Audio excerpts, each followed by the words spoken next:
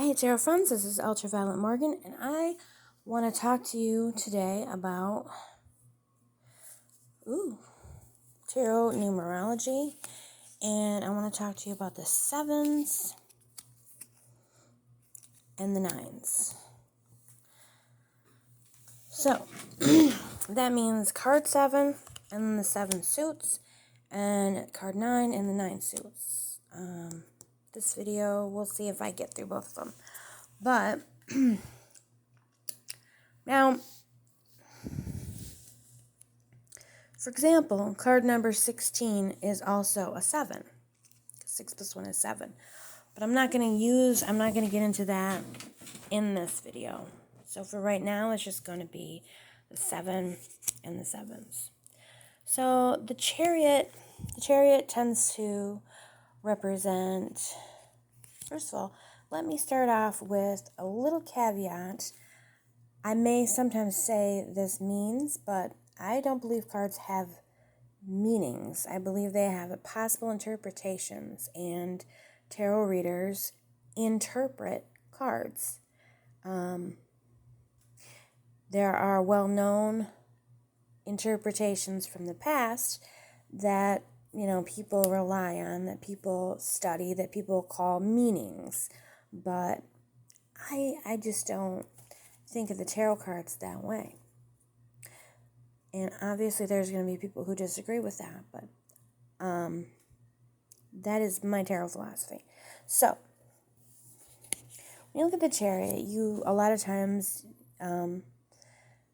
will hear that the chariot indicates victory. It can indicate war. It can indicate union of opposites, as we have the black and the white. And oftentimes they're shown going in opposite directions. And then you have the yin and the yang in the middle here. You have the moon. This card is ruled by Cancer, blah, blah, blah, blah, blah. But one thing that's really interesting to me about the chariot is I think is overlooked more often is the sphinxes. Sometimes they're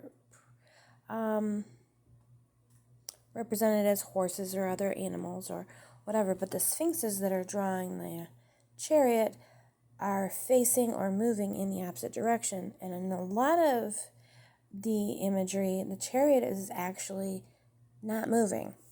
The chariot is at a standstill. Now, the chariot is sometimes said to mean or indicate movement, forward movement, going places, travel, etc.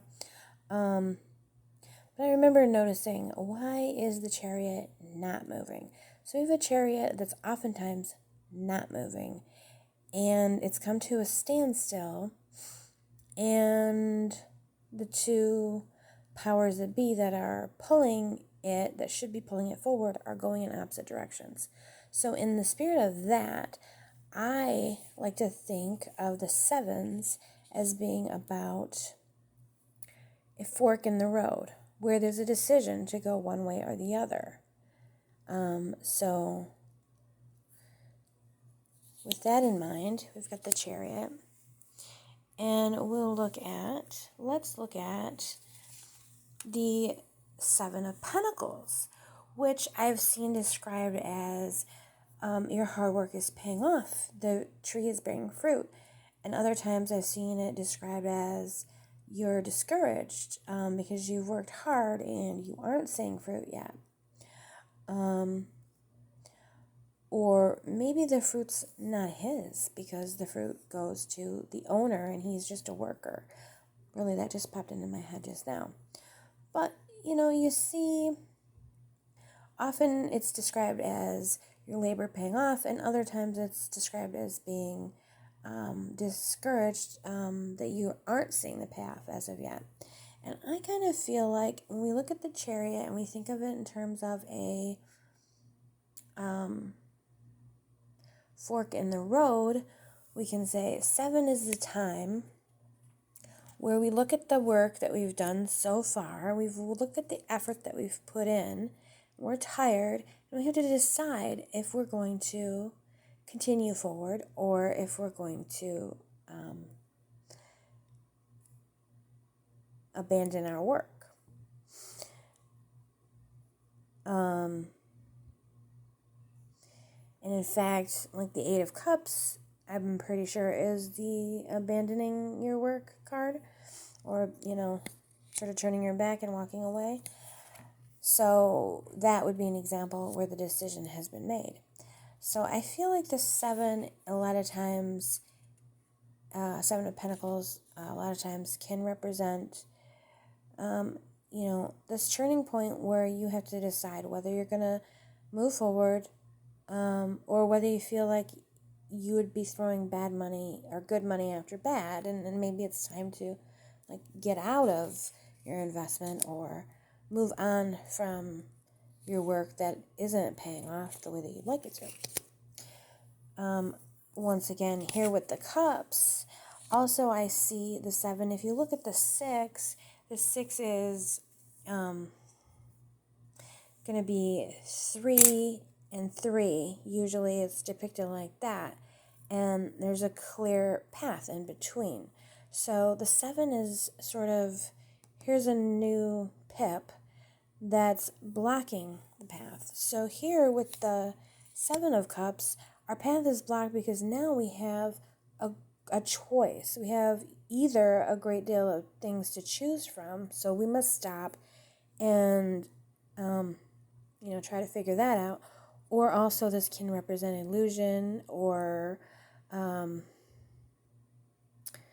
fantasy. It basically can represent a distraction. So again, it is like a fork or a boulder in the a fork in the road, a boulder in the path.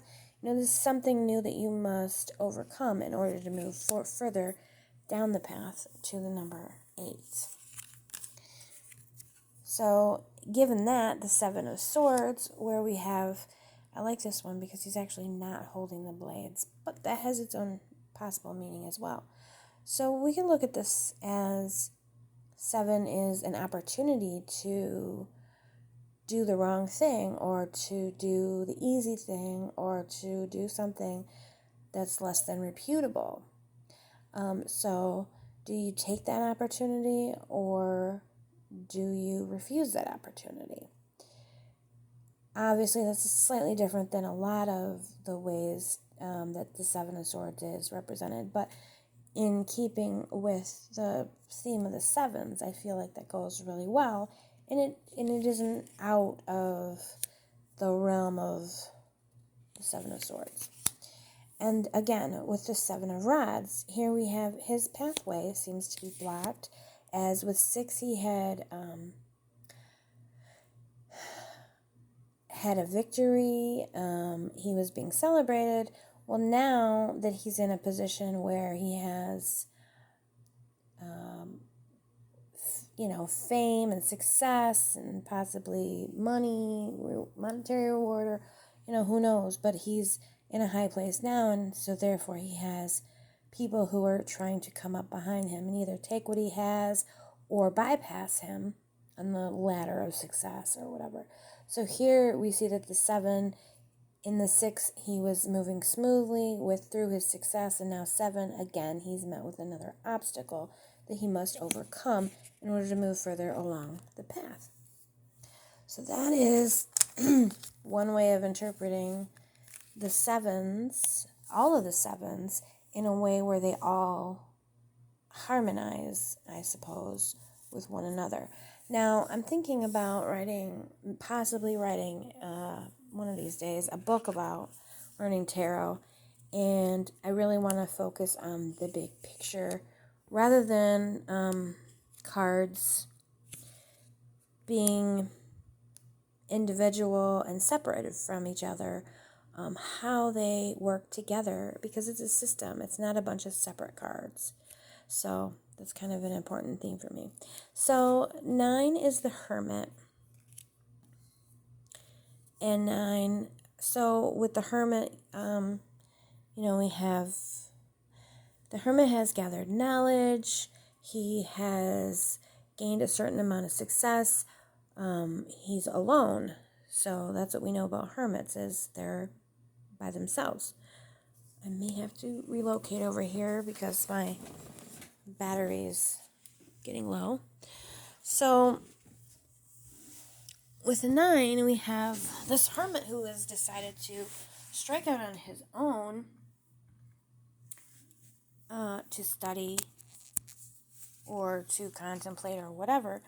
So he's got that independent spirit, and he's not sharing his successes with others for the most part. He's living a solitary sort of life. And so you do see the theme in this sort of solitary theme. I'm going to start with the 9 of Swords, where we have a person who's all alone with their thoughts, which is tormenting them. So again, we do have this aloneness and the thoughts, and also the knowledge. This knowledge that this person has does not bring them comfort. It brings them torment. It brings them misery. This can happen. We know this. The 9 of Cups. This man has everything he wants. I've heard it described as he has everything he wants except someone to share it with, which you'll see in the 10, where the person has a family, a home, children, a wife, or a spouse. The 9 of Cups is this sort of success, but by themselves. But they're happy, but they're by themselves. I wanted to find a different word, but I didn't have it. And then, of course, the 9 of Pentacles. There's a similarity here between these two, which also, these are the feminine cards. These are the masculine. You see how 9 in the masculine cards is more troubled, 9 in the feminine cards is more satisfactory. Our 9 of Pentacles, she's considered an independent woman, self-sufficient, possibly independently wealthy. At least that's the modern take. There are some other takes on it, but this goes really well with our hermit. She's had her success, and she needs no one. And then again in the 10, both of these, they have everything they want except someone to share it with. So they've come to the completion of the 9. And then in the 10, they both have extended it to family and others. And, the completion of the Swords is unfortunately not so happy. And the completion of the Wands, here we have this person who's created a boundary. They separated themselves from the rest of the world. They're protecting themselves. They're, nearing the end of their journey. Perhaps they've reached their destination. They're a little injured. They're a little wiser, sadder but wiser, which is, I feel like that really goes well with the Hermit as well. They've made this trip, and they're strong within themselves. They're digging into themselves to continue on the path.